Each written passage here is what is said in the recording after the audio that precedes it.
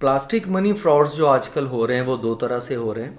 एक तो ATM machine पे जाके फ्रॉड किया जाता है, और दूसरा ये है कि जब आप किसी रेस्टोरेंट या शॉपिंग के लिए जाते हैं वहाँ पे ये होता है। एटीएम पे इस तरह से होता है कि जब भी कोई अकाउंट होल्डर जाके एटीएम पे अपनी कार्ड यूज़ करता है, तो जो फ्रॉडस्टर्स होते हैं वो जहाँ से कार्ड एटीएम मशीन में इंसर्ट किया जाता है वहाँ पे एक डिवाइस अटैच कर देते हैं। वो डबल टेप के साथ लगा देते हैं। जब भी आप कार्ड उसमें से डालते हो तो वो डाटा आपका वो डिवाइस रीड कर लेती है और उसको स्टोर कर लेती है। और उसके बाद जहाँ पे आप उसका कीपैड होता है वहाँ से पिन आप एंटर करते हो, उसके ऊपर उन्होंने कैमरा लगाया होता है। तो वो ये होता है कि आपका की पिन जो होता है वो भी उसको रीड कर लेते हैं। तो वो जब भी आप एटीएम के ऊपर जाओ कार्ड यूज करने के लिए, जहां से कार्ड इंसर्ट करते हैं उसको, क्योंकि डबल टेप से लगाया होता है, उसको आप चेक कर लें एक दफा हाथ लगा के, क्योंकि एक्स्ट्रा डिवाइस तो नहीं लगी हुई इसके ऊपर, और कैमरा जो ऊपर लगाया होता है वो भी इसी तरह लगता है जिस तरह से वो एटीएम का हिस्सा है। तो उसको चेक कर लें एक दफा। जब आप उसको थोड़ा सा हिलाएंगे तो वो उतर आएगा जब इस तरह की डिवाइसेस लगी होती हैं। ये बहुत जरूरी है एटीएम यूज करने के लिए। और दूसरा ये होता है कि जब आप खाना खाते हो किसी रेस्टोरेंट पे या कहीं से शॉपिंग करते हो, वहां पे आप अपना एटीएम जो है या क्रेडिट कार्ड जो है वो वेटर को दे देते हैं या किसी को भी दे देते हैं, और आप आराम से अपने टेबल पे बैठे हो तो वो अपने पॉकेट के अंदर, बहुत सारे जगह पे हमने ये देखा है कि अपने पॉकेट के अंदर स्किमिंग डिवाइस उन्होंने रखी होती है, बहुत छोटी सी होती है, जो पॉकेट के अंदर आ जाती, पॉकेट साइज की होती है। वो उसमें से स्वाइप कर लेते हैं और डाटा आपका जो होता है वो उनके पास कॉपी हो जाता है, वो डुप्लीकेट कार्ड्स बना लेते हैं। तो ये जब भी आप खाना खाने के लिए जाएं अपने सामने स्वाइप करवाएं, शॉपिंग करने के लिए जाएं अपने सामने उसको स्वाइप करवाएं।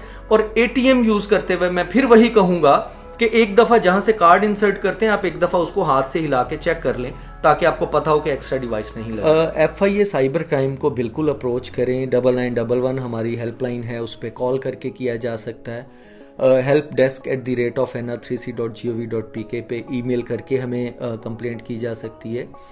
FIA.gov.pk वेबसाइट है, उस पर जाके कंप्लेंट की जा सकती है। और हमारे 15 स्टेशन हैं पाकिस्तान के अंदर जो साइबर क्राइम के सर्कल्स हैं, वहाँ इन पर्सन जाके कंप्लेंट की जा सकती है। और मैं एक और चीज़ इनकरेज करूँगा कि वहाँ पे एनवायरनमेंट बड़ा फ्रेंडली होगा, एजुकेटेड लोग हैं, आपको ये फील नहीं होगा कि आप किसी लॉ इन्फोर्सिंग एजेंसी के पास आ गए और अपने आप को आप इस तरह से फील करोगे कि यहाँ पे नहीं आना चाहिए था। और दूसरी चीज़ ये है कि इसमें इसको बेहतर कैसे किया जा सकता है, लोगों की कंप्लेंट्स को किस तरह से बेहतर तरीके से टैकल किया जा सकता है, किस तरह से मजीद इसको इजी किया जा सकता है कि वो हमारे से राब्ता करें, तो उसके लिए सजेशंस भी दी जा सकती हैं जिसको हम वेलकम करेंगे। सोशल मीडिया का जो यूज़र है उसके दिमाग में ये बात होती है कि पूरी दुनिया इंटरनेट के साथ कनेक्टेड है, वो आइडेंटिफाई नहीं हो सकता, वो पकड़ा नहीं जा सकता, वो समझता है कि मैं छुपा हुआ हूँ। बट ये मैं बताना चाहूँगा कि हम उसको पिन पॉइंट करके, बिल्कुल पिन पॉइंट आइडेंटिफाई करते हैं और उसको अरेस्ट करते हैं। अभी तक बहुत सारे लोग इस तरह से हैं, वो सैकड़ों में हैं जिनको हम अरेस्ट कर चुके हैं। जो सज़ाओं के हवाले से जो साइबर क्राइम में है, किसी की प्रोफाइल को हैक करना, उसके लिए 2 साल की सज़ा है। किसी की फेक प्रोफाइल को बना देना, उसकी आइडेंटिटी को मिसयूज करना, उसकी 3 साल की सज़ा है। किसी को बदनाम करना, किसी की जो है वो डिग्निटी को क्वेश्चन करना, उसकी 3 साल की सज़ा है। हैरेसमेंट के हवाले से ये है कि किसी को थ्रेटनिंग मैसेजेस करना, उसकी 3 साल की सज़ा है। और इसके अलावा ऑब्जेक्शनेबल कंटेंट अगर किसी का कोई अपलोड करेगा या ट्रांसफ़र करेगा तो उसकी 5 साल की सज़ा है या नॉन बेलेबल ऑफेंस। आजकल व्हाट्सएप को हैक करने की बड़ी कंप्लेंट आ रही है। वो उसमें इस तरह से जो फ्रॉडस्टर्स हैं वो इस तरह से इसको मैनेज करते हैं कि किसी के भी मोबाइल को व्हाट्सएप में डाल के और उसको कन्फिगर करते हैं। जब तो वो जो यूज़र होता है उस सिम के ऊपर उसका कोड जाता है, तो वो उसको फौरी तौर पे कॉल मिलाते हैं और उसको कहते हैं कि जी मेरे अजीज रिश्तेदार जो हैं वो हॉस्पिटल में एडमिट हैं, मैं उनको इजी पैसा करवा रहा था, तो आपके मोबाइल पे इजी पैसा का कोड आ गया, प्लीज़ मुझे जल्दी से बता दें।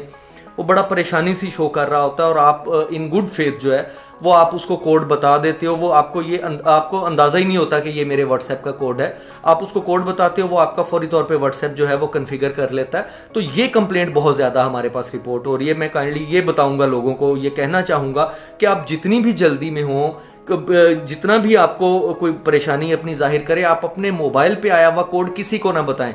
वो व्हाट्सएप का भी हो सकता है, वो फेसबुक का भी हो सकता है, वो किसी भी ऐप का कोड हो सकता है।